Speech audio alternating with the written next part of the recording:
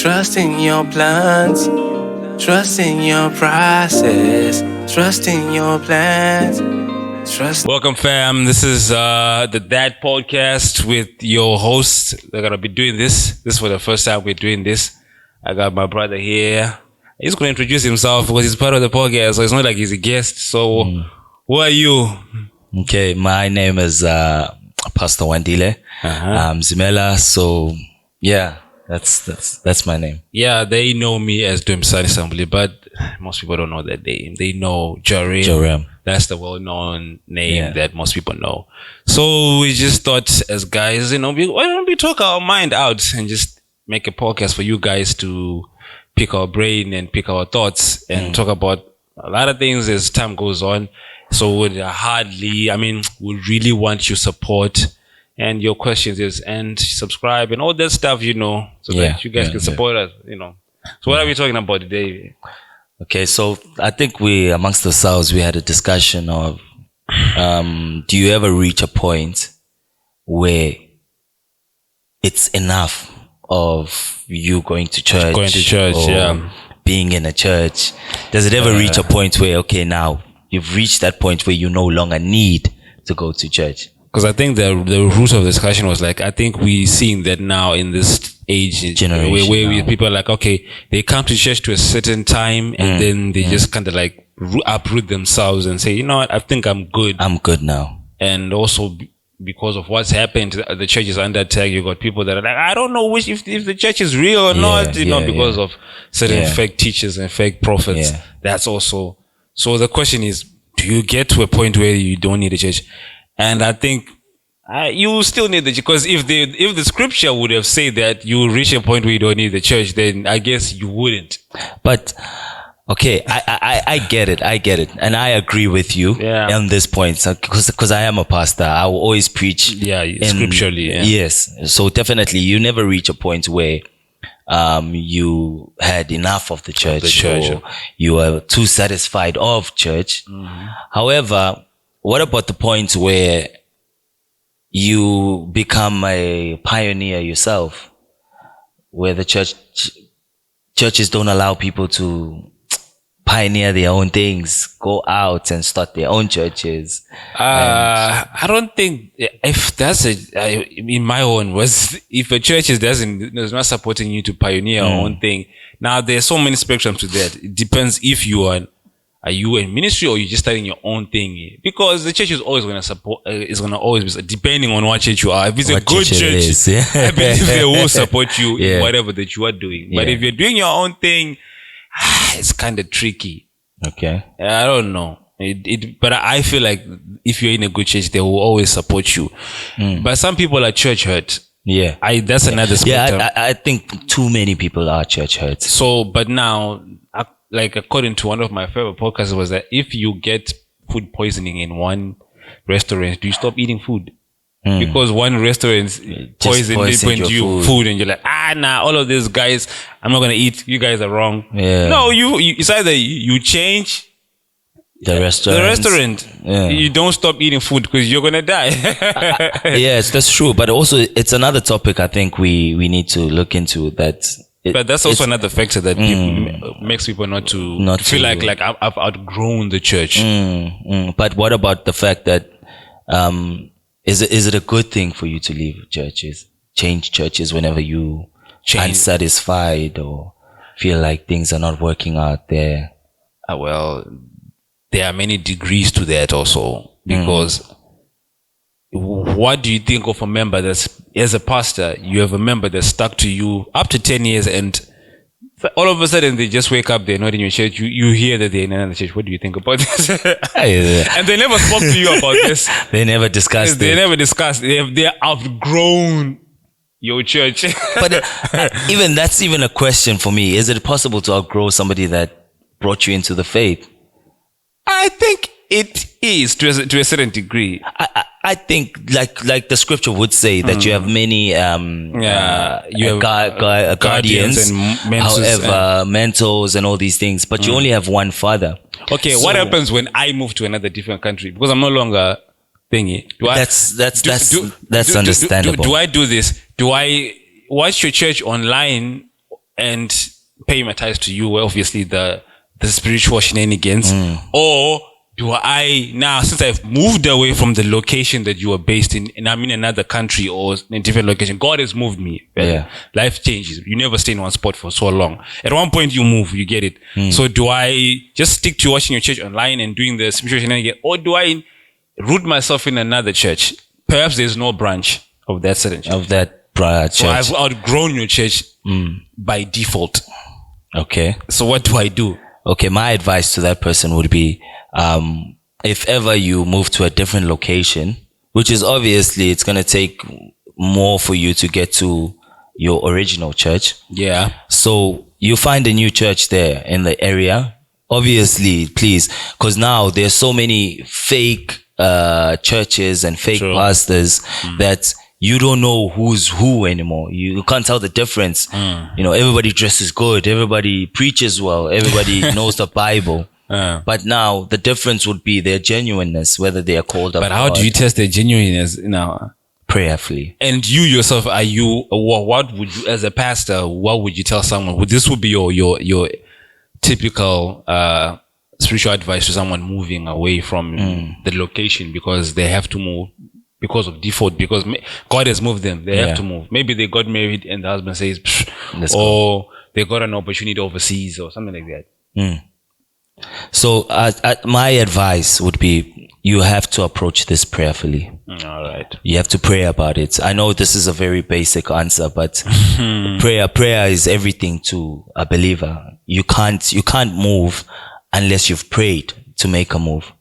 And if you make a move, even before you pray, you still have a chance to still go back and pray to correct whatever yourself so that you don't make further mistakes. So are you saying that when someone outgrows the church, they have literally made a move that is unprayerfully done? Like, that's what you're saying? No, I'm saying... When you say, like, now, when we go back to the point where we're saying, will you ever come to a point where you have outgrown the church? That means at one point, this person is spiritually or prayerfully, should I say, is kind of like headish. So now they don't have deep direction. They feel like, oh, okay, I don't need this church. Whether it was church hurt or whatever circumstance it is, then they just decide to famush. I think the best advice for that would be, you never outgrow a church. However, you outgrow your position in the church. Explain that one. So, like, for example, we started out young in the church, right? Yeah, we were like teenagers. Yeah, in our first, early 20s. Even early teens. We were still 17, 18 when I started. Right. And, you know, with my realm of operation at that time, I wasn't operating like a 17-year-old, a 19-year-old. I was operating as somebody that was, you know, been there for a while, for ages. Right. So if the church didn't open up a platform for me to exercise myself and my gifting more, then I would have outgrown that position and would have felt drained or heavy laden. This is why the first question I did ask was the fact that, is it possible that we in a generation where churches don't support people and their giftings and give them platform to be able to exercise their giftings? Okay, I get you now. You see, so even at some points, I think there was a church that had that kind of problem where people were saying there's not enough platform to express themselves, there's not enough pulpits and all those things. And at that time, those people weren't ready for that position. But because the burning passion in them was there. I guess is that zeal without knowledge. Yeah. Zeal without knowledge. So I think you never grow a church. You can't outgrow church. You outgrow your position in the church. Maybe you need something more challenging in the church. Maybe you need a position that will challenge you more. So this is why I personally don't think leaving churches is the best idea, because no matter where you go, you'll still find another problem there. Yeah. And you just it's an easier option to obviously go to a church that is more established, that is more equipped with things and positions and everything. But what about your church that actually God sent you to in the beginning? Because God doesn't make mistakes. He doesn't call us by mistake. Right. You get my point? So for you to be in a specific church, you were destined to make impact in that church. build that church, build the people in that church, which is now you are a part of this big community. Yeah, the bigger community of the church, helping the younger people to reach their goals.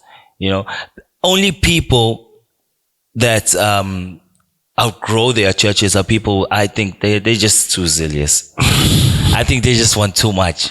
Because to add to what you're saying, right? Because I think before we recorded the thingy, like yesterday, we were just talking in general. I hit a point where I was like, but you remember 2020 hit, 2020, 2021. He wasn't going to church. Yeah. So that's already cancels the definition that the church is a building. Yeah. The church is a community. It's a community of people. The gathering of the people. Right? Like even the scripture says it's the gathering of the saints. Yeah. So being that, because if we talk about outgrow, that means in that season, because we were not going to church, we outgrew the church, but we didn't.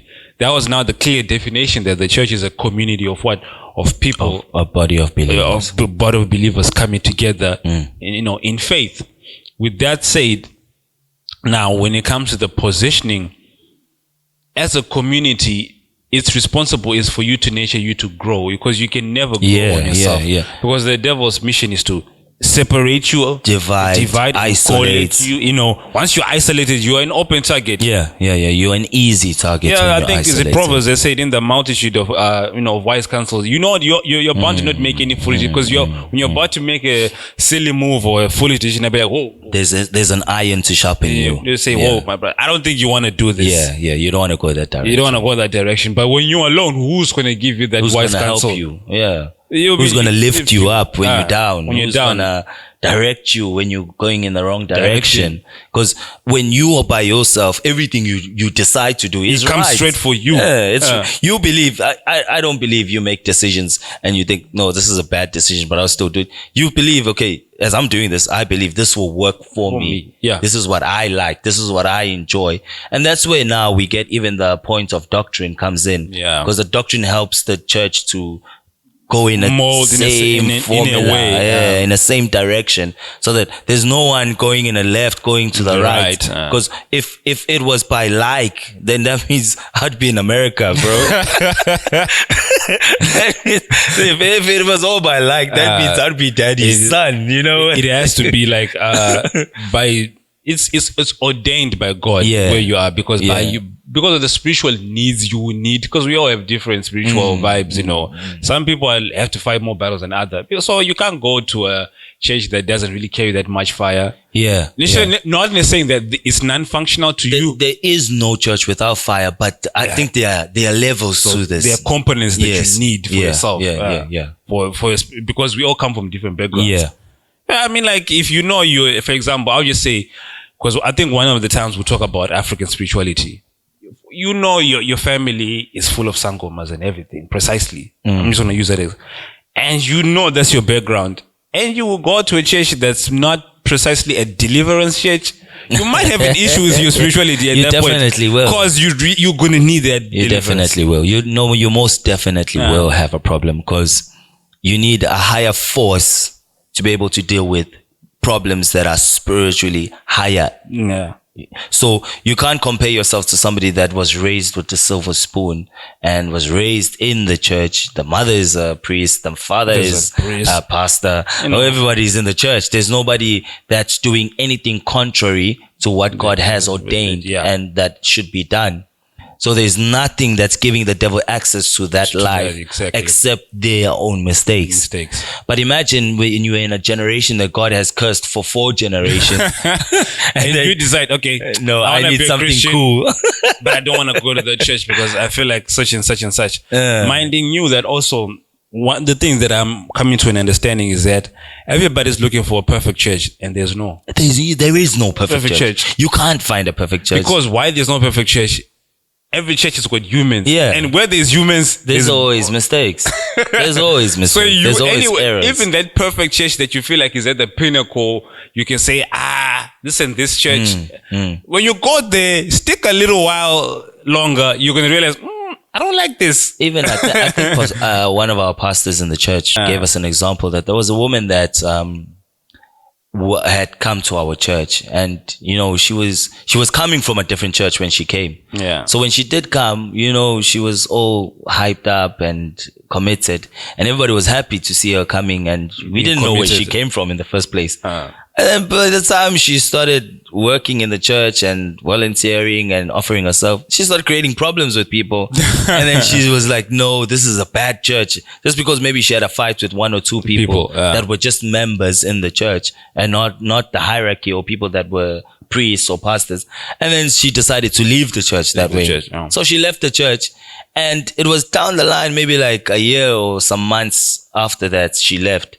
Another man was telling Pastor Brian that now this lady that left this church is now in a different church, causing a problem in that church. So to tell us the story that there is no perfect church. No matter what church you go to, there will be highlighted problems.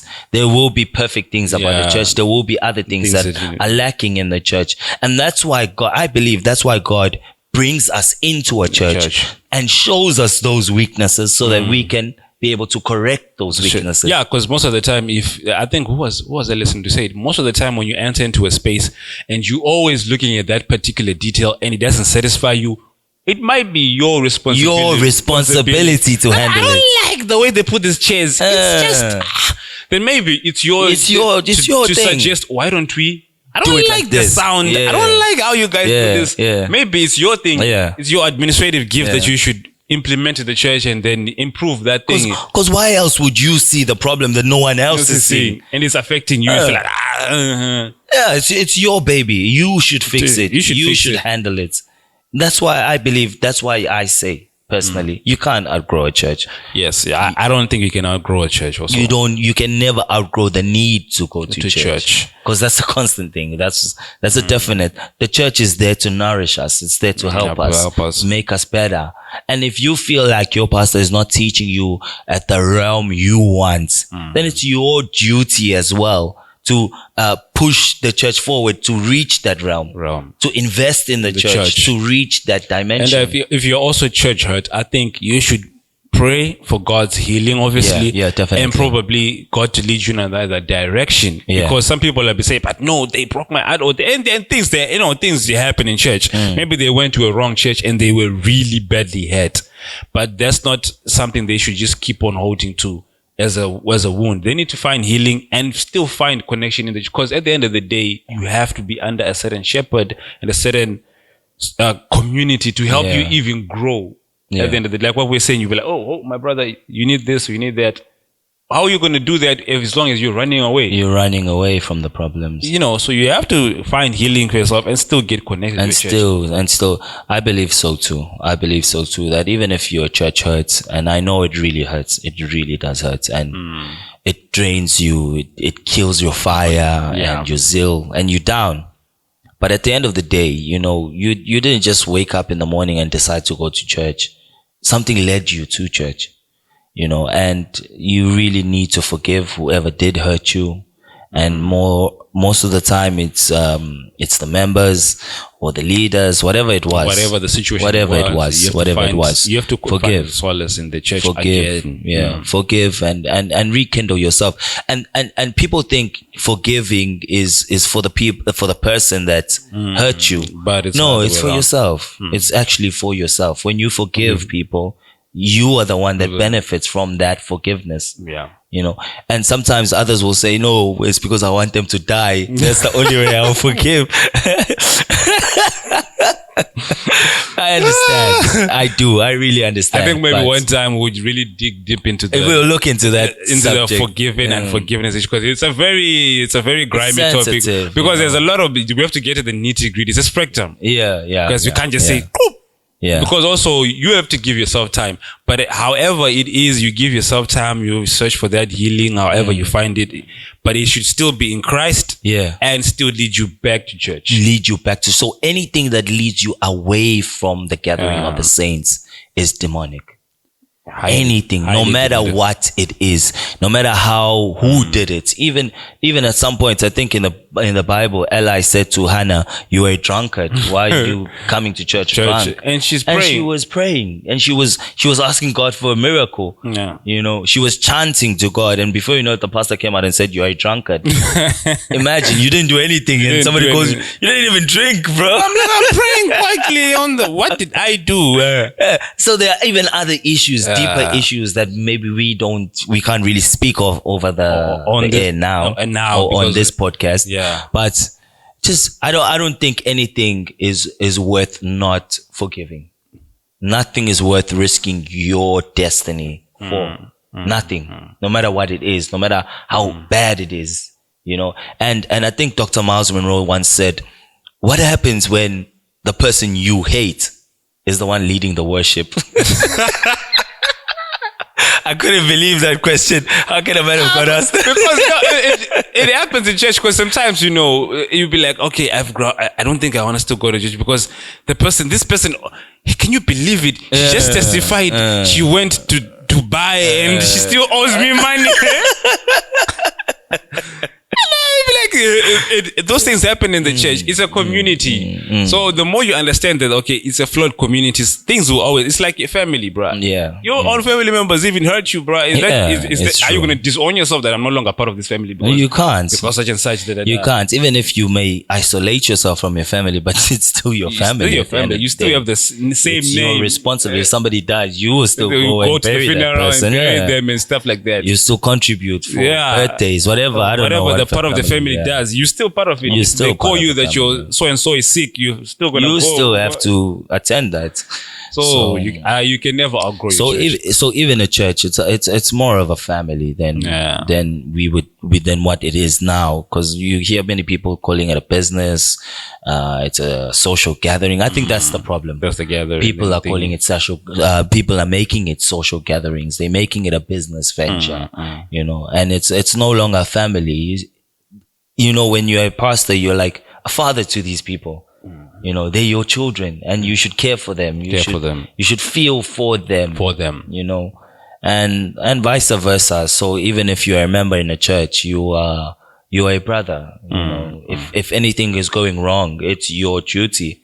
Even at home, in my family, sometimes there are things you'd see that this is not right. Now. It's going south now. It's going south. It's not right. But I'm not gonna go now and start showcasing my family problems. I close the door. I'll sit down with my family and say, "Look, family, this ain't working right.